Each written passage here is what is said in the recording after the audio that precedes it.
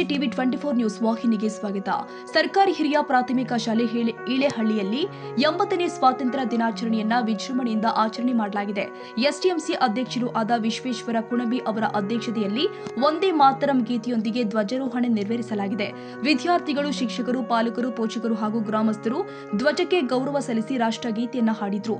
ವಿದ್ಯಾರ್ಥಿಗಳು ದೇಶಭಕ್ತಿ ಗೀತೆಗಳು ಹಾಗೂ ಘೋಷಣೆಗಳ ಮೂಲಕ ರಾಷ್ಟ್ರಭಕ್ತಿಯ ಮೆರೆದಿದ್ದಾರೆ.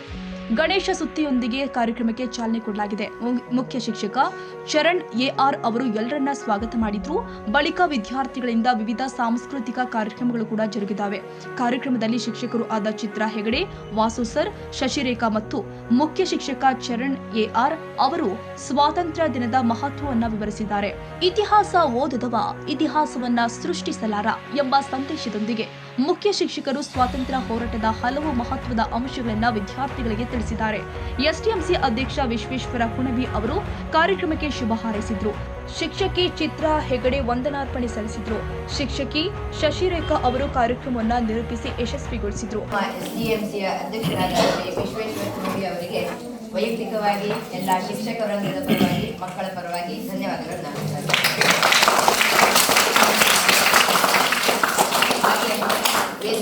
ಆಸೀನರಾದ ಶ್ರೀ ನಾರಾಯಣ ಭಟ್ರವರಿಗೂ, ರವಿ ಭಟ್ರವರಿಗೂ ಹಾಗೂ ಮುಖ್ಯ ಶಿಕ್ಷಕರಿಗೆ ಎಷ್ಟೋ ವಿಷಯಗಳನ್ನ ನನಗೂ ಗೊತ್ತಿರಲಿಲ್ಲ. ಅವರಿಗೂ ಕೂಡ ವೈಯಕ್ತಿಕವಾಗಿ ಎಲ್ಲ ವಿದ್ಯಾರ್ಥಿಗಳ ಪರವಾಗಿ, ಶಿಕ್ಷಕರ ಪರವಾಗಿ ಧನ್ಯವಾದಗಳನ್ನು ಅರ್ಪಿಸ್ತೇನೆ.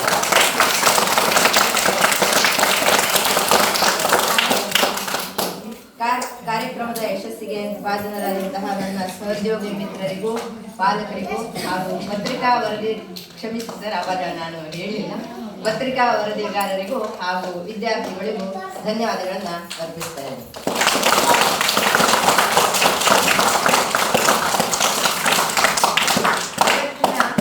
ಕಾರ್ಯಕ್ರಮದ ನಿರೂಪಣೆಯನ್ನ ನಡೆಸಿಕೊಟ್ಟು ಕಾರ್ಯಕ್ರಮದ ಯಶಸ್ಸಿಗೆ ಕಾರಣರಾದ ನನ್ನ ಸಹೋದ್ಯೋಗಿ ಮಿತ್ರರಾದ ಶ್ರೀ ರೇಖಾ ಟೀಚರ್ ಅವರಿಗೂ ಕೂಡ ಧನ್ಯವಾದಗಳನ್ನು ಅರ್ಪಿಸಿ ಈ ಕಾರ್ಯಕ್ರಮವನ್ನು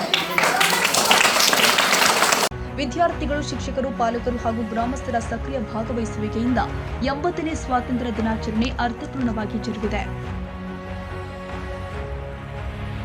ಕನ್ನಡಿಗರ ಮೆಚ್ಚಿನ ನಿಮ್ಮ ಟಿವಿ 24 ಕನ್ನಡ ನ್ಯೂಸ್ ವಾಹಿನಿ ಇದೀಗ ಟಿವಿಯಲ್ಲಿ ಲಭ್ಯ.